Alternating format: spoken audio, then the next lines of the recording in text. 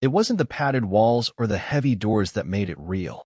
It was the silence of my sister's voice when she signed the commitment papers and didn't look me in the eye. They didn't drag me in screaming. That would have been messy. That's not how the Everhart family handles scandal.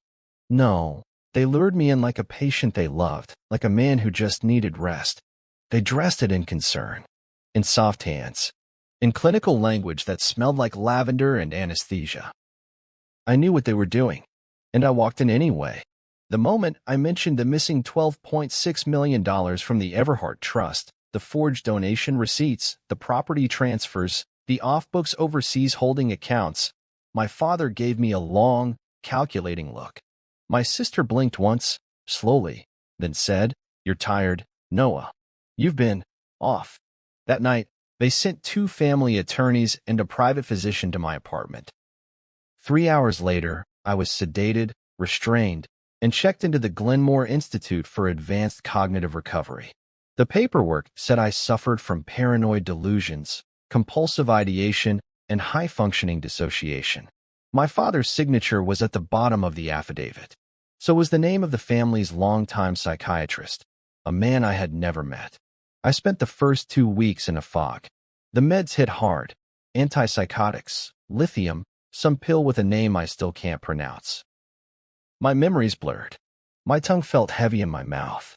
My hands shook. But beneath the haze, one truth pulsed through me like a second heartbeat. This wasn't a mistake. This was a burial. Not of my body, of my credibility. If I told anyone about the missing money now, I'd be just another unstable heir, another rich man babbling about conspiracies from inside a locked room. And the beauty of it? That story would sell. It had precedent. The Everhart family had buried stories before. Wives, mistresses, unwanted business partners. But this was different, because I wasn't going to vanish. I spent the next 3 years playing the long game. I swallowed my pills but never digested them, learned the sleight of hand with a paper cup and a clenched jaw. I mapped every hallway in the facility. I knew when the guards rotated, when the security cameras blinked, and when the servers reset. And I watched people, staff, patients, therapists.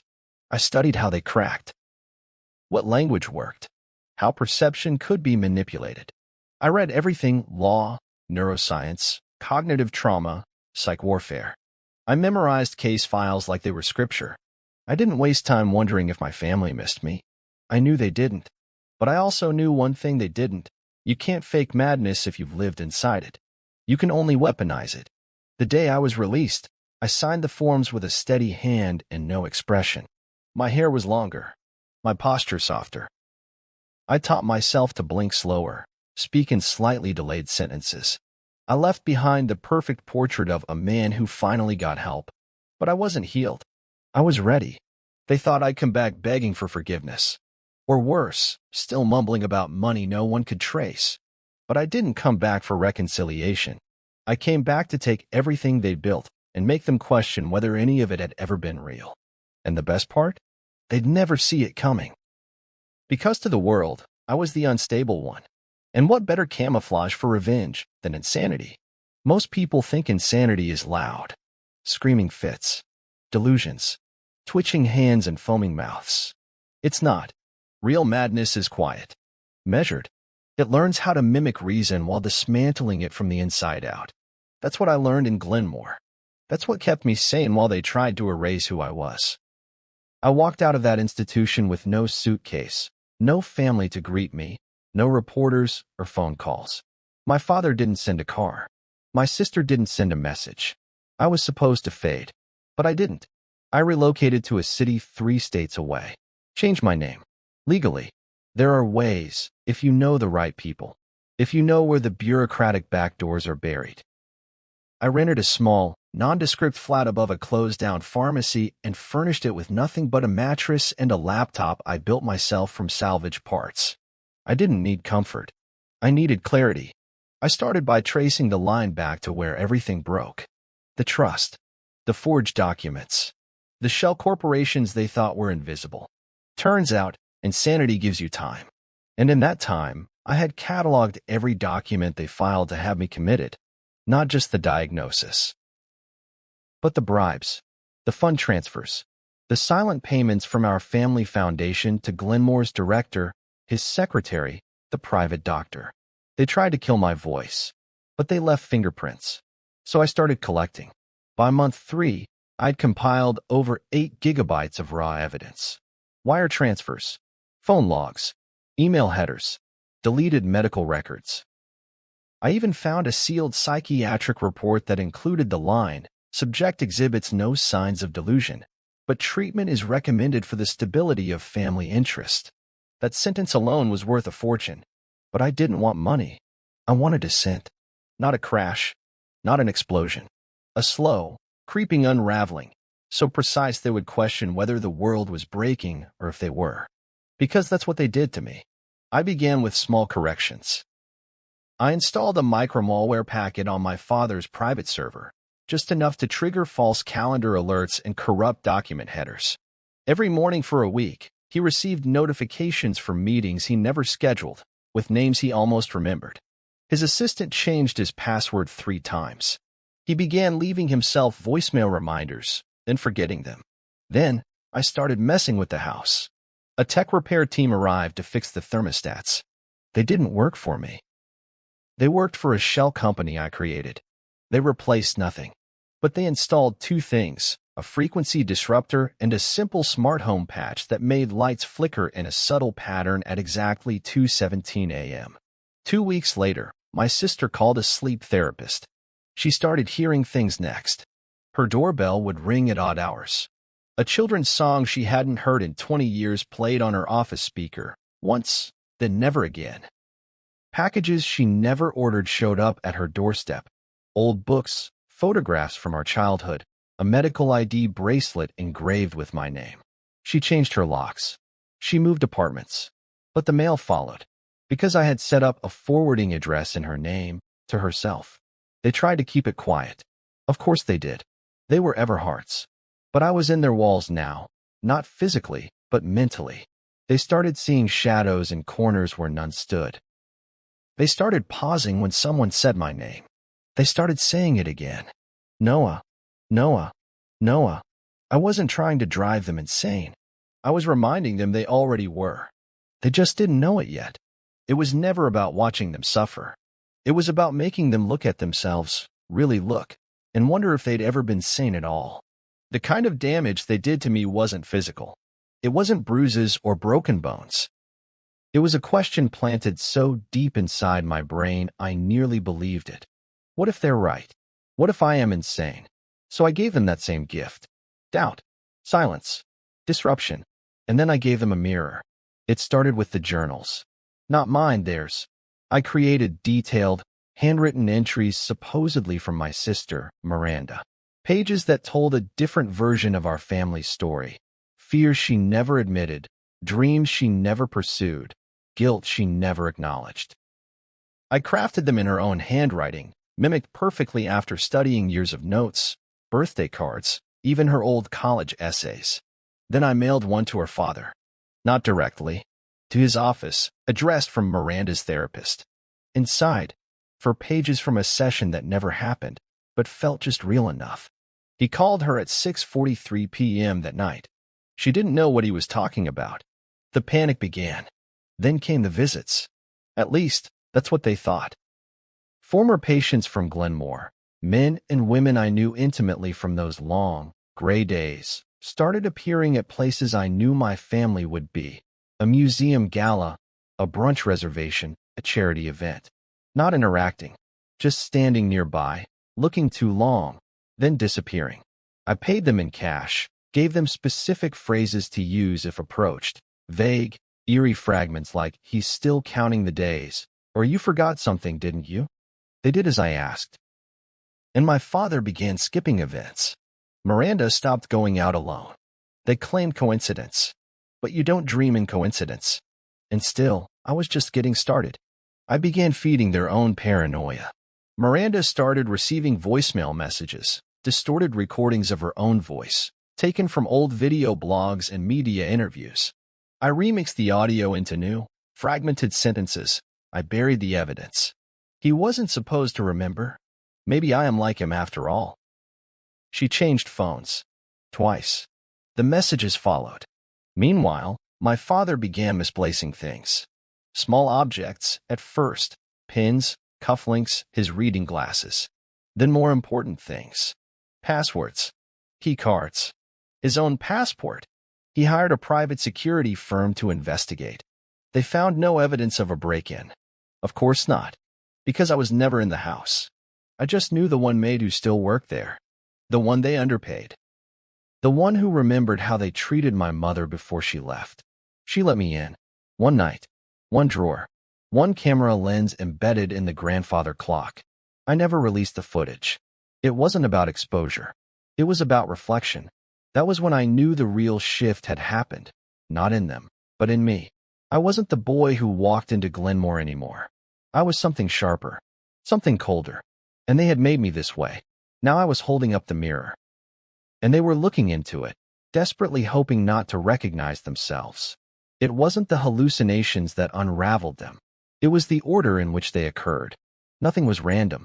Every flicker of light, every shifted photo frame, every name that appeared on caller ID for 1 second too long was measured, patterned, designed to erode reality just enough.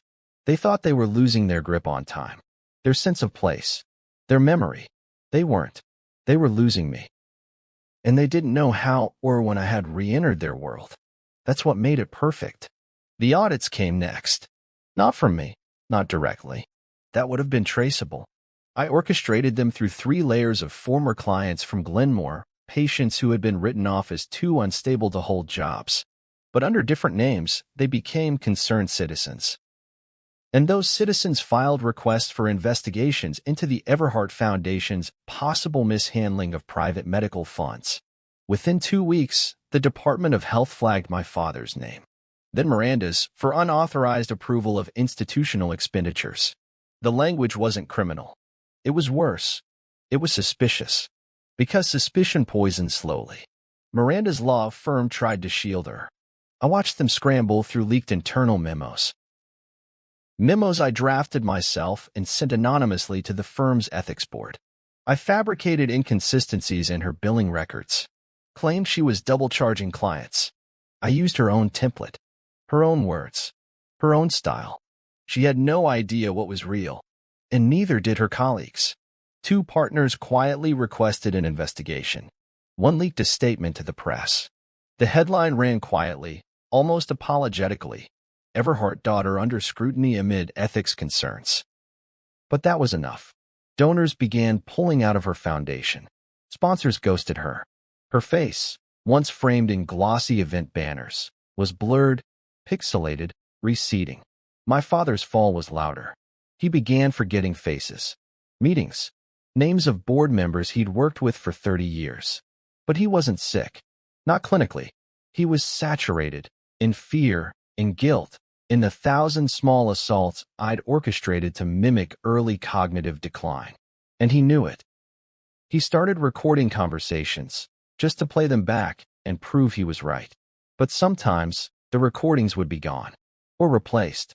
Once, he played back a conversation with his private banker, only to hear a looped audio clip of his own voice from the courtroom deposition that institutionalized me.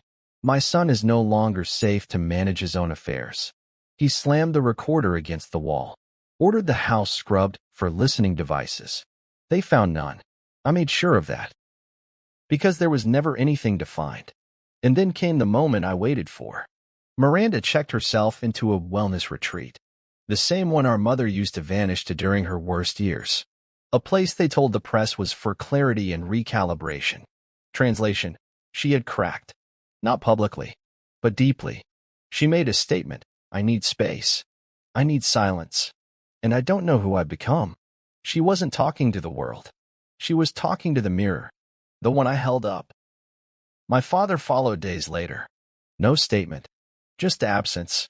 I had broken them, not with a gun, not with fire, but with doubt. With the same surgical cruelty they once used on me. They arrived separately.